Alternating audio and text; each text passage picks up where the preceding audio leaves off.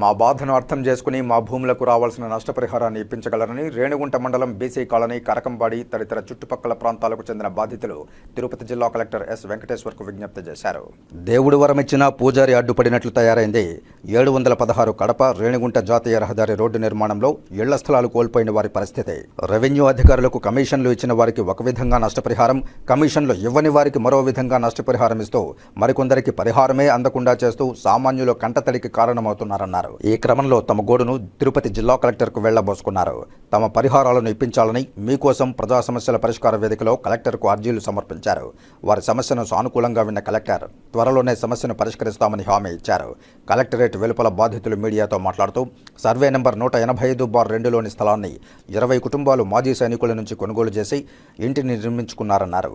అయితే జాతీయ రహదారుల విస్తీర్ణంలో భాగంగా 20 కుటుంబాలకు చెందిన ఇళ్లను కోల్పోయామని కన్నీటి పర్యంతమయ్యారు. కొందరు అధికారులు కమిషన్లకు కక్కుర్తిబడి పరిహారాన్ని ఆలస్యం చేస్తున్నారని ఆరోపించారు.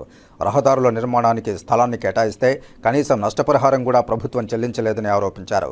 రహదారి కోసం కేటాయించిన సమయంలో నేషనల్ హైవేస్ అథారిటీ అధికారులు అందించిన పత్రాలను కలెక్టర్ దృష్టికి తీసుకువెళ్లామని అన్నారు. కొత్తగా వచ్చిన ఎన్డీఏ ప్రభుత్వమైనా తమను ఆదుకుంటుందని ఆశాభావం వ్యక్తం చేశారు. మాది మారిగా రోడ్డుకి ఇంట్లు పోతున్నాయి.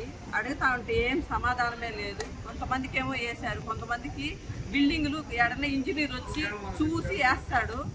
జాగాలకు వేస్తే ఇండ్లకి లేదు, ఇండ్లకి వేస్తే జాగాకు లేదు. అడిగితే వస్తారమ్మా అంతే, మీరు అర్జీ పెట్టండి, మరి మీరు నో అబ్జెక్షన్ కాగితం పెట్టండి, అప్పుడు కావాలంటే మేము ఇస్తాము, ఇప్పుడు ఈ సంతకం పెట్టేయండి మీరు అని అంటున్నారు.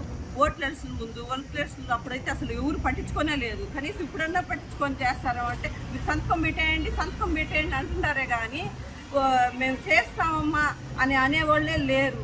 కనీసం ఈ ప్రభుత్వం అన్న మాకు న్యాయం చేయాలని కోరుకుంటున్నాం సార్. మాకు సరైన ధర దానికి ఇవ్వాలని కోరుకుంటున్నాం. 21 నోటిఫికేషన్ వచ్చింది. అప్పటి నుంచి మా కాంపోజిషన్ తక్కువ ఇస్తున్నారని మేము ఇప్పటివరకు తిరుగుతున్నా కూడా గత ప్రభుత్వం వాళ్ళు చేస్తామంటారు, మళ్ళీ దళారులను పంపిస్తారు. కాంపన్సేషన్ ఇవ్వండి, కాంపన్సేషన్లో కమిషన్ పర్సంటేజ్ ఇచ్చే వాళ్ళకి అడిషనల్ టీడీ ప్రకారం మంజూరు చేసి సగం మందికి ఇచ్చేశారు. మిగిలిన సగం మందికి అడిగితే మేము పర్సంటేజ్ ఇవ్వలేము, మేము పేదవాళ్ళము అని చెప్తే వినకుండా ఇప్పుడు వచ్చింది తీసుకోండి మేము మళ్ళీ తీసిస్తామని మమ్మల్ని ఒత్తిడి చేస్తూ ఉన్నారు. కానీ మళ్ళీ ఎలక్షన్ రావడంతో అది ఆగిపోయింది.